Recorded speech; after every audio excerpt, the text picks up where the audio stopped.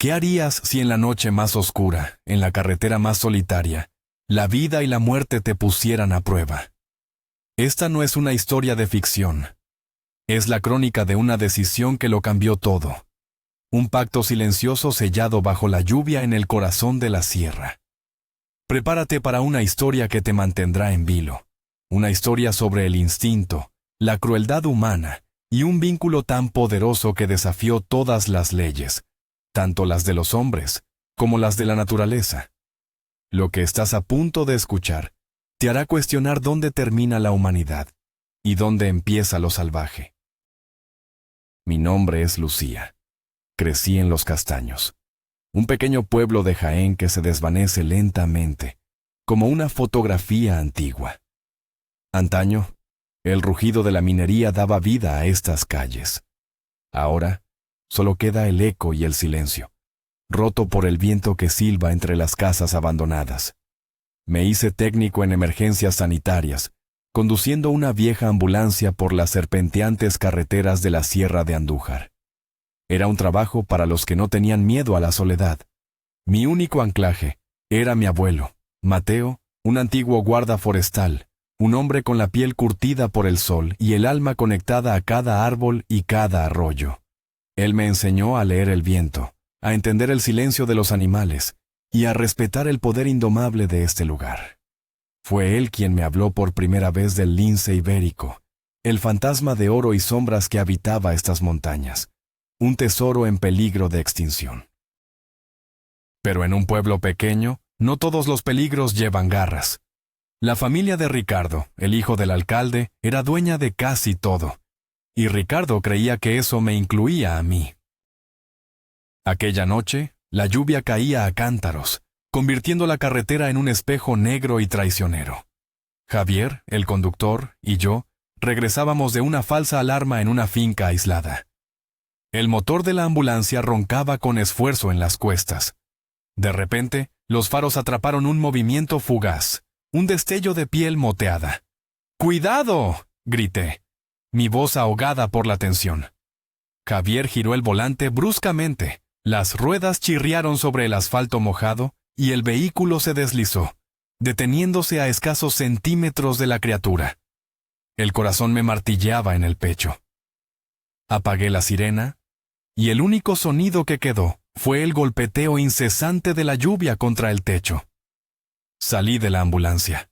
El aire frío y húmedo me golpeó la cara, y entonces la vi, tumbada en el arcén, temblando bajo la luz blanca de nuestros faros. No era un ciervo ni un jabalí. Era una hembra de lince ibérico, magnífica incluso en su agonía. Su pelaje dorado estaba manchado de sangre y barro, y respiraba con una dificultad terrible. Sus ojos, dos pozos de ámbar, me miraron con una intensidad que me heló la sangre. Javier bajó la ventanilla, su rostro pálido. «Lucía, no te acerques. Es un animal salvaje. Puede ser peligroso». Pero yo no podía apartar la vista. Había algo más en su mirada. No era solo dolor, era una súplica desesperada. Su vientre estaba hinchado, contraído por espasmos. Estaba de parto. «Javi, va a dar a luz», susurré, acercándome con una lentitud infinita, con las manos extendidas para mostrar que no era una amenaza. El lince levantó la cabeza y emitió un gruñido sordo, una advertencia débil pero clara. Retrocedí un paso. «Está herida, Javi. Mira, tiene una herida de bala en el costado. Han sido furtivos». La rabia me invadió, una oleada caliente que ahogó el miedo. Esas criaturas estaban protegidas. Eran el alma de esta sierra. «No podemos hacer nada, Lucía», dijo Javier con voz queda. «Es la ley de la naturaleza. Vámonos, antes de que alguien nos vea». Pero yo sabía que no podía. Esa lince no había llegado allí por casualidad. Se había arrastrado hasta las luces de la ambulancia, hasta la única ayuda posible en kilómetros a la redonda. No podía darle la espalda. «No la voy a dejar aquí», dije con una firmeza que sorprendió incluso a mí misma. Me arrodillé en el asfalto mojado, ignorando el frío que se me colaba por los pantalones. Le hablé en susurros, con la misma voz calmada que usaba con los pacientes asustados. Tranquila, bonita. Estoy aquí para ayudarte. Solo quiero ayudar a tus pequeños. El animal pareció entenderme. Dejó de gruñir. Su respiración se volvió más agitada, y un nuevo espasmo sacudió su cuerpo. El parto había comenzado. La lluvia arreciaba, mezclándose con mis lágrimas de impotencia y determinación. Javier, viendo que no iba a ceder, salió con un paraguas y el maletín de primeros auxilios. Bajo la precaria luz de los faros, en medio de una tormenta en una carretera desierta, me convertí en la comadrona de una de las criaturas más salvajes y hermosas de la península. Fue una batalla desesperada contra el tiempo y la muerte. El primer cachorro nació sin vida. El segundo, también. El desespero comenzaba a ganarme la partida. La madre estaba cada vez más débil, su vida se escapaba con cada aliento. Justo cuando pensaba que todo estaba perdido, nació el tercero. Era diminuto, apenas un puñado de pelo mojado, pero se movió. Un chillido agudo, casi inaudible, escapó de sus pulmones. Estaba vivo. Lo envolví en una gasa limpia de mi maletín. La madre lince levantó su cabeza con un último y titánico esfuerzo. Sus ojos se fijaron en la pequeña criatura que yo sostenía. Con mucho cuidado, acerqué el cachorro a su hocico. Ella lo olfateó, un reconocimiento profundo y primario. Luego, su lengua áspera lamió una vez la cabeza de su cría. Me miró, y en esa última mirada hubo un universo de entendimiento. Una transferencia de responsabilidad que sentí hasta los huesos. Y entonces, con un suspiro largo y silencioso, sus ojos perdieron el brillo y su cabeza cayó sobre el asfalto. Se había ido. Me quedé allí, arrodillada bajo la lluvia con el corazón roto, sosteniendo a un huérfano recién nacido en mis manos. Javier me tocó el hombro. Lucía, tenemos que irnos, llévalo a casa, rápido. El viaje de vuelta a Los Castaños fue un borrón de luces y sombras. El pequeño cachorro, acurrucado en una manta térmica en mi regazo, apenas se movía. Cada pequeño quejido suyo era un puñal en mi conciencia. Sabía que llevarlo a un centro de recuperación era lo correcto, lo legal, pero también sabía que era tan débil que probablemente no sobreviviría al viaje. Y la mirada de su madre me había hecho una promesa. Llegamos a la casa de mi abuelo Mateo al amanecer. La lluvia había cesado, dejando un olor a tierra mojada y romero. Entré sin hacer ruido. Él ya estaba despierto, sentado en la cocina con una taza de café humeante. Vio el bulto en mis brazos y su ceño se frunció. Dejé al pequeño sobre una manta cerca de la chimenea y le conté todo, mi voz quebrada por el agotamiento y la emoción. Él escuchó en silencio, sin interrumpir, su mirada viajando del cachorro a mis ojos. Cuando terminé, se levantó, examinó al pequeño con sus manos expertas de hombre de campo y suspiró profundamente. Has traído un problema a esta casa, Lucía, un gran problema.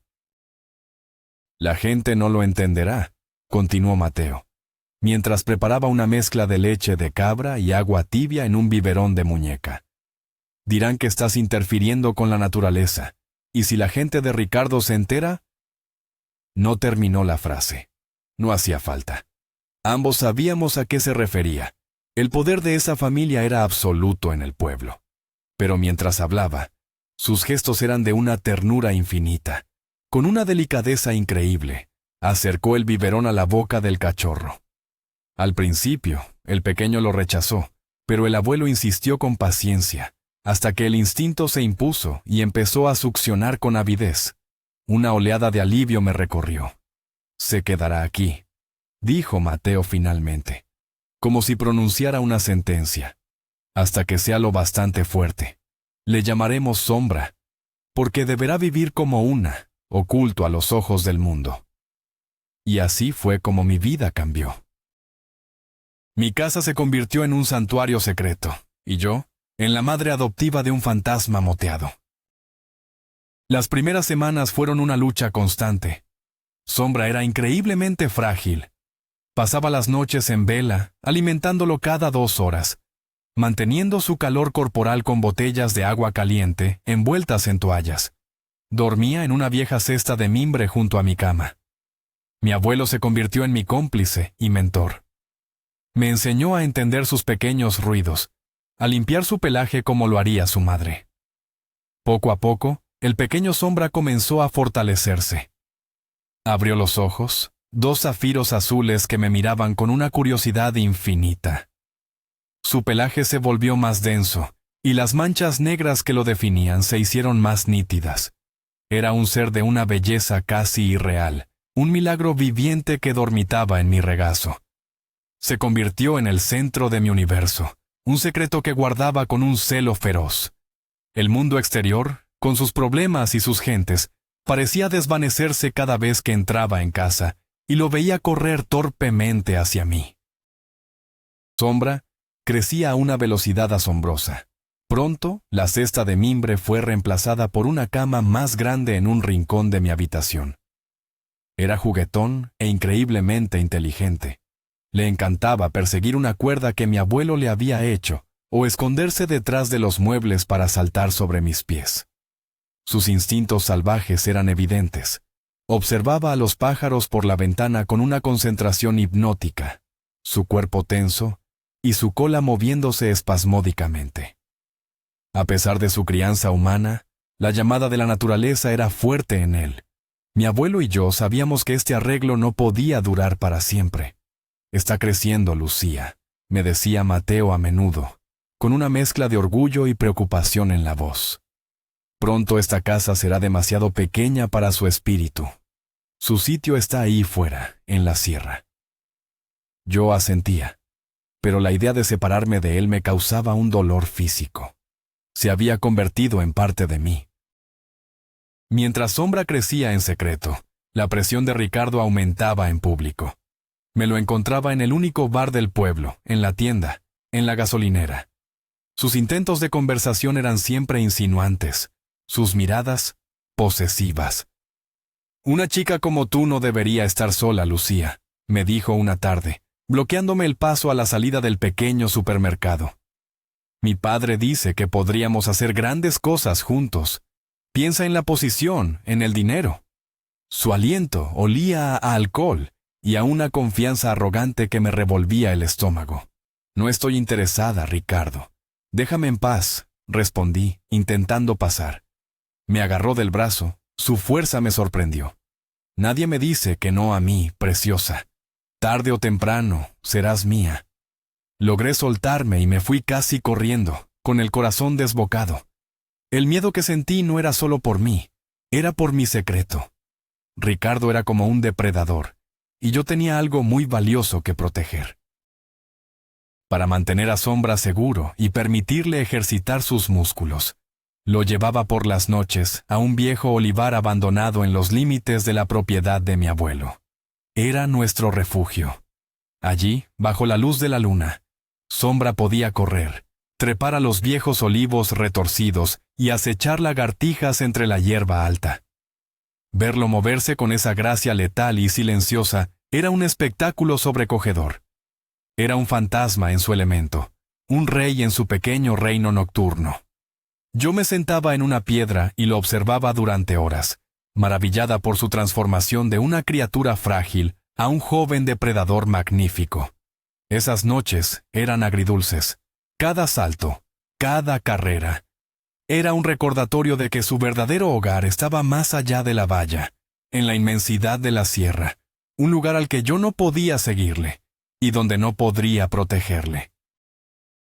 Pero también eran la prueba de que lo había hecho bien, de que la promesa que le hice a su madre se estaba cumpliendo.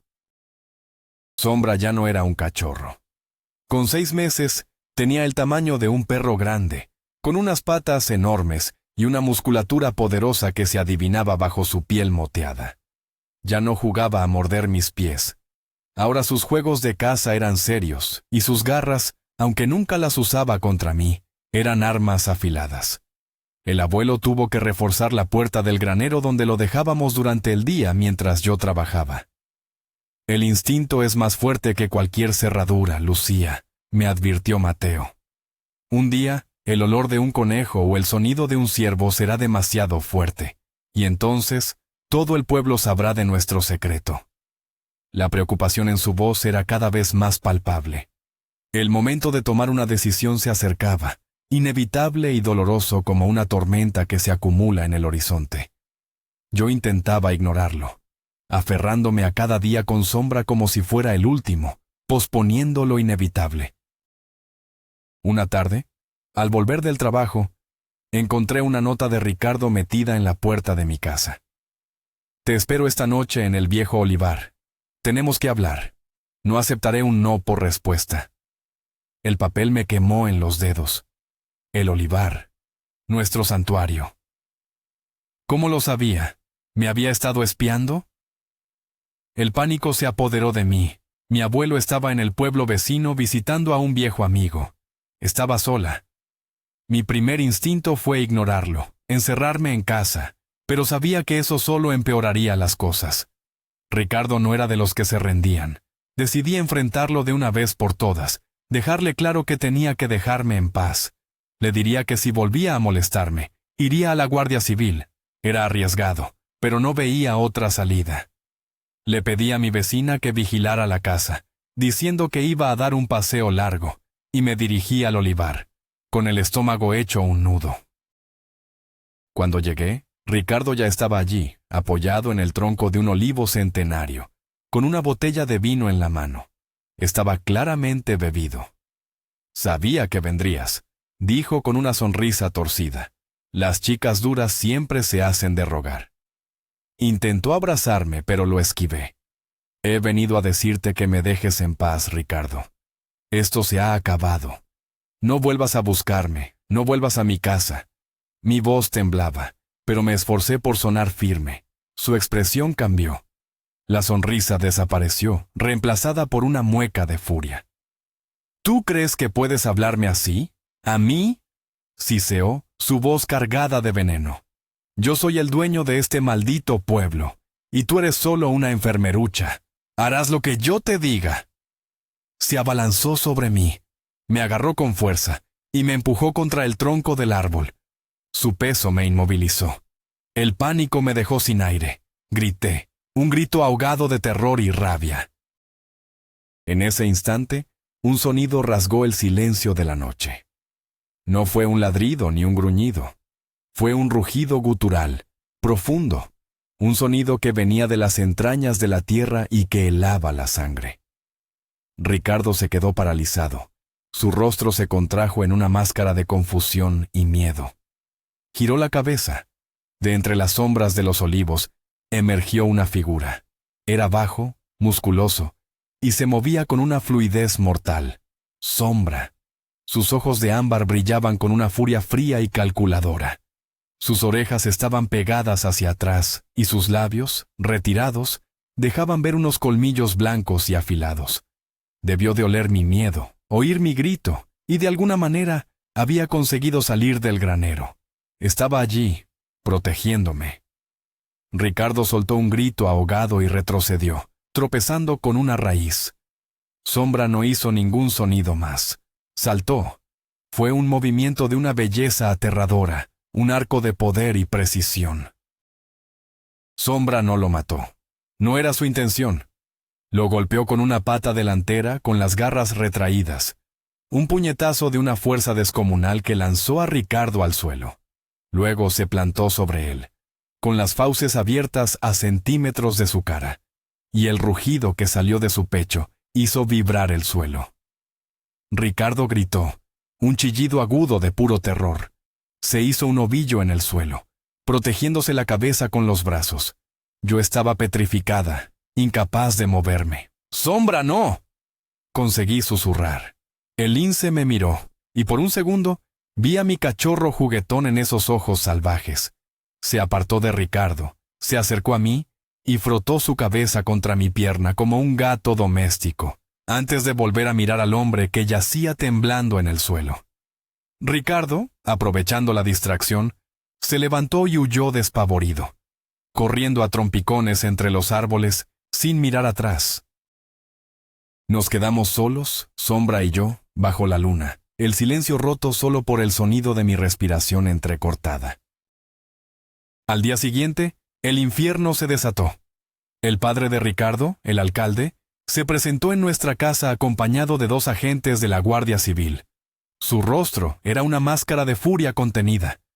Ricardo, con un aparatoso vendaje en el brazo y la cara arañada, se quedó en el coche, mirándonos con odio. «Mateo, Lucía», empezó el alcalde con una voz falsamente calmada. «Mi hijo fue atacado anoche por un animal salvaje, un lince. Dice que salió de vuestra propiedad. Mi abuelo se mantuvo firme como un roble. Mi propiedad no tiene vallas para los linces, señor alcalde. Vagan por donde quieren, es su territorio». Pero el alcalde no iba a ceder. «La gente del pueblo está asustada. Exijo que se encuentre a ese animal y se sacrifique. Es un peligro público». Sentí que el suelo se abría bajo mis pies. Mi abuelo y el alcalde intercambiaron miradas cargadas de una hostilidad antigua. Sabía que habíamos perdido. Nuestro secreto había salido a la luz de la peor manera posible. Esa noche, cuando la tensión se disipó y nos quedamos solos, mi abuelo tomó la decisión. «No podemos quedárnoslo, Lucía, lo cazarán. Mañana por la noche lo llevaremos al corazón del parque, al Valle del Silencio. Allí estará a salvo. Es el único modo». Las lágrimas corrían por mis mejillas sin control. Acaricié el pelaje de Sombra, que dormitaba a mis pies, ajeno a la sentencia que acabábamos de dictar. Era lo correcto, lo sabía. Era el plan desde el principio. Pero el dolor era insoportable. Era como si me estuvieran arrancando una parte del alma. Esa noche no dormí. Me quedé a su lado, memorizando cada detalle de su rostro, el tacto de su pelaje, el sonido de su respiración. Me despedí en silencio de mi amigo, de mi hijo, de la criatura a la que le había prometido protección, y sentí que le estaba fallando de la manera más cruel. Al anochecer siguiente, metimos a Sombra, sedado ligeramente con unas hierbas que mi abuelo preparó, en una jaula de transporte en la parte trasera de nuestra vieja furgoneta. El viaje fue un suplicio silencioso. Condujimos durante horas por caminos de tierra que solo mi abuelo conocía, adentrándonos cada vez más en el territorio más salvaje y virgen de la sierra. Finalmente, nos detuvimos en un claro bañado por la luz de las estrellas. El aire era puro y frío, y el silencio, absoluto. Abrimos la jaula. Sombra salió, desorientado al principio. Olfateó el aire, sus bigotes temblando. Levantó la cabeza y miró la inmensidad que lo rodeaba. Luego me miró a mí.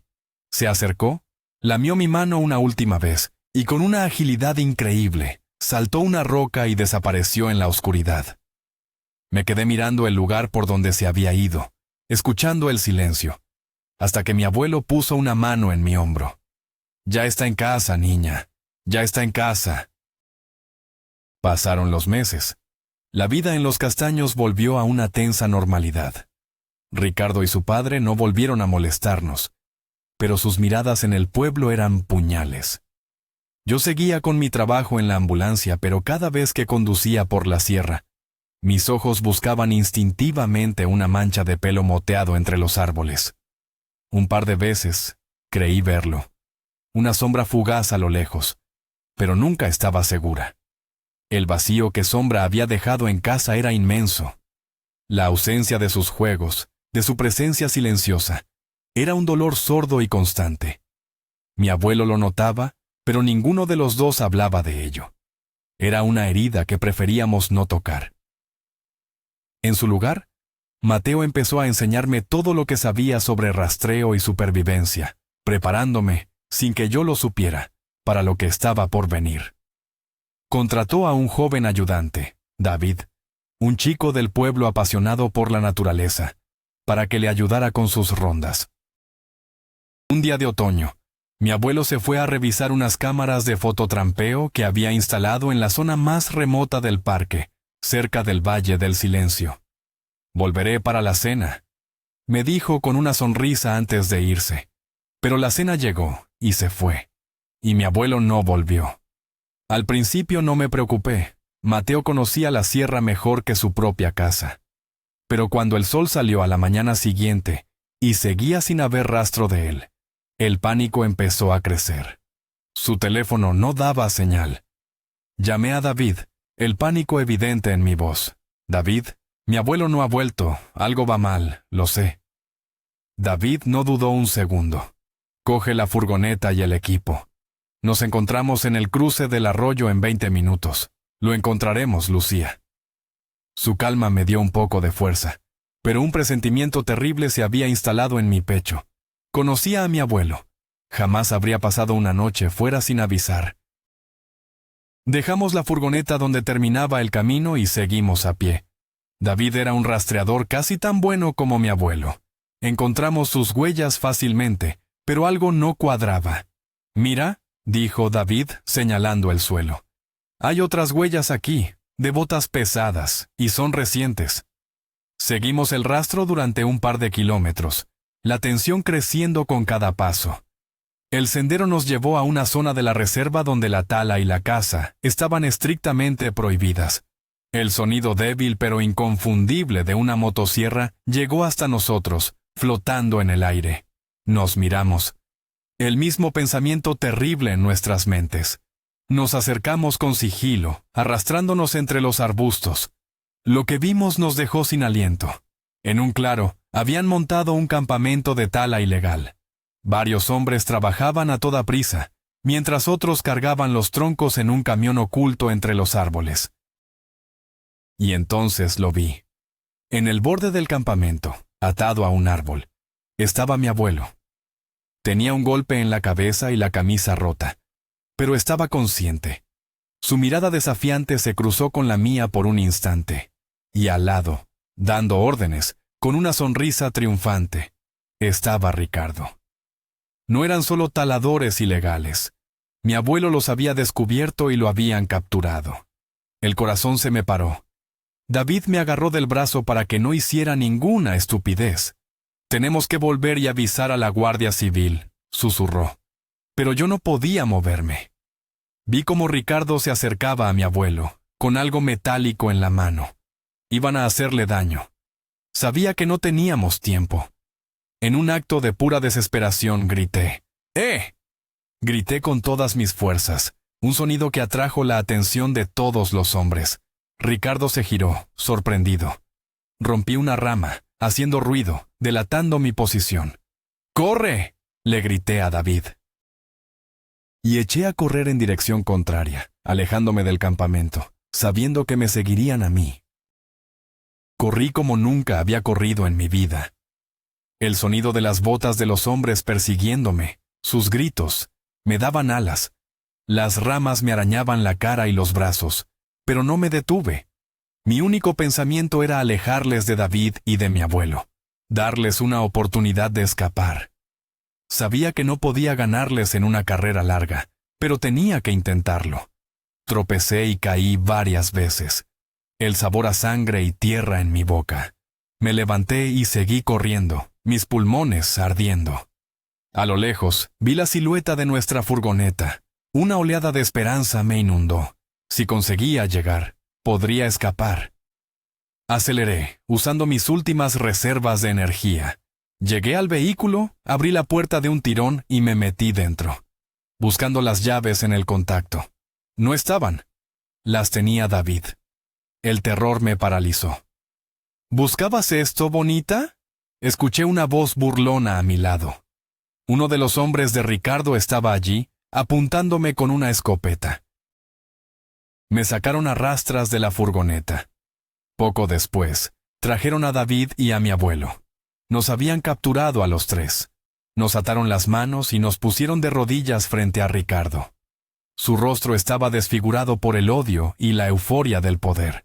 Parece que la familia de héroes ha tenido un mal día, se burló. Mi padre se encargará de que nadie os eche de menos. Un desafortunado accidente en la sierra.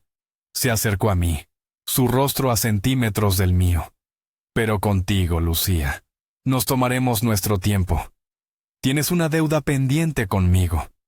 Cerré los ojos, esperando lo peor. El silencio del bosque era absoluto, pesado, como si la propia naturaleza contuviera el aliento. Escuché a mi abuelo murmurar una oración. Este era el final. No había escapatoria.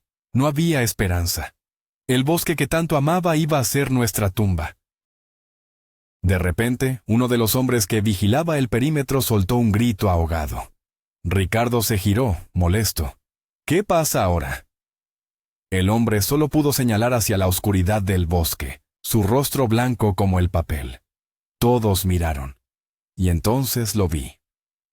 Emergiendo de entre los árboles, silencioso como un espectro, había un lince ibérico. Pero no era un lince cualquiera. Era enorme, mucho más grande de lo que recordaba, con una musculatura poderosa y una cicatriz apenas visible sobre un ojo. Era Sombra. Se detuvo en el borde del claro, sus ojos de oro líquido fijos en Ricardo, en el hombre que me estaba amenazando. Un gruñido bajo y ominoso vibró en su pecho, un sonido que prometía una violencia inminente. Ricardo se rió, una risa nerviosa. «Es solo un gato grande. ¡Disparadle!». Pero antes de que nadie pudiera levantar su arma, Sombra atacó. Fue un caos de velocidad y furia. Saltó sobre el hombre más cercano, derribándolo con una facilidad pasmosa. No usó sus colmillos, sino el peso y la fuerza de su cuerpo y sus garras, golpeando y arañando, sembrando el pánico. Los hombres gritaban. Algunos intentaban disparar, pero Sombra era demasiado rápido, una mancha dorada y negra que se movía entre ellos como un relámpago. Aprovechando la confusión, David, que había estado forcejeando con sus ataduras, logró liberarse. Con un movimiento rápido, desarmó al secuaz que lo vigilaba y me cortó las cuerdas. Mi abuelo, a pesar de su edad, se lanzó sobre otro de los hombres. La batalla fue breve y brutal. En medio del caos, Sombra se había centrado en un solo objetivo. Ricardo. Lo acorraló contra un camión, manteniéndolo a raya con sus gruñidos, sin permitirle escapar. Ricardo estaba paralizado por el terror, balbuceando incoherencias. Cuando los ecos de la lucha se apagaron, 4 hombres yacían en el suelo, heridos pero vivos, desarmados por David y mi abuelo. Ricardo seguía inmovilizado por la presencia amenazante de Sombra. Me acerqué lentamente. «Sombra», dije en voz baja. El lince giró su cabeza hacia mí. Sus ojos salvajes se suavizaron por un instante. Reconocimiento. Gratitud. Se apartó de Ricardo y caminó hacia mí. Por un momento, pensé que iba a dejar que lo acariciara, pero se detuvo a un par de metros de distancia. Ya no era mi cachorro. Era el rey de ese bosque, una criatura libre y poderosa. Me miró fijamente durante un largo segundo. Un intercambio silencioso que lo decía todo. «Gracias. Adiós». Y con la misma rapidez con la que había aparecido, se dio la vuelta y se desvaneció en la espesura del bosque, volviendo a su mundo. La Guardia Civil, alertada por la baliza de emergencia que David logró activar, no tardó en llegar. Encontraron una escena que no podían creer. Un campamento de tala ilegal desmantelado, un grupo de delincuentes heridos y atados, y a nosotros 3, cansados y magullados, pero a salvo. La investigación que siguió destapó toda la red de corrupción del alcalde. Los cuadernos de mi abuelo, con años de anotaciones sobre movimientos sospechosos, fueron la clave. Ricardo y su padre acabaron en la cárcel, y su reinado de miedo en los castaños llegó a su fin. El pueblo, por primera vez en mucho tiempo, pudo respirar. David se convirtió oficialmente en el nuevo guarda forestal, siguiendo los pasos de mi abuelo. ¿Y yo? Yo seguí conduciendo mi ambulancia, pero ahora, cada vez que miraba la sierra, sonreía. No volví a ver a Sombra de cerca. A veces, en mis rondas, encuentro huellas cerca de un arroyo, o los restos de una presa, y sé que es él. Sé que está ahí fuera, vigilando su territorio, viviendo la vida para la que nació, La gente del pueblo empezó a hablar de un lince guardián, un espíritu del bosque que protege a los inocentes. No les corrijo. Mi abuelo, ya retirado y disfrutando de su merecido descanso, a veces deja un trozo de carne en una roca alta en el Valle del Silencio. No sabe si Sombra lo come, pero es su forma de dar las gracias. Nuestra conexión no necesita palabras ni caricias. Es un pacto sellado en la memoria, un lazo invisible que une mi mundo con el suyo, un recordatorio constante de que incluso en la oscuridad más profunda, la lealtad y el amor pueden aparecer de la forma más salvaje e inesperada. A veces, cuando la noche es clara y la luna ilumina las cumbres de la sierra, subo al viejo olivar. Me siento en la misma piedra y miro hacia la inmensidad del bosque.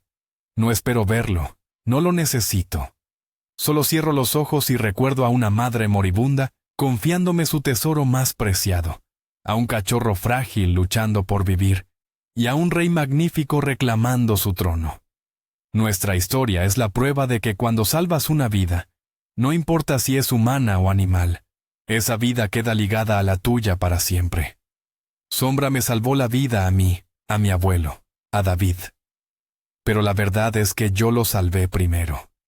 O quizás, en el fondo, ambos nos salvamos mutuamente esa noche de tormenta, en una carretera solitaria donde el destino decidió entrelazar nuestros caminos.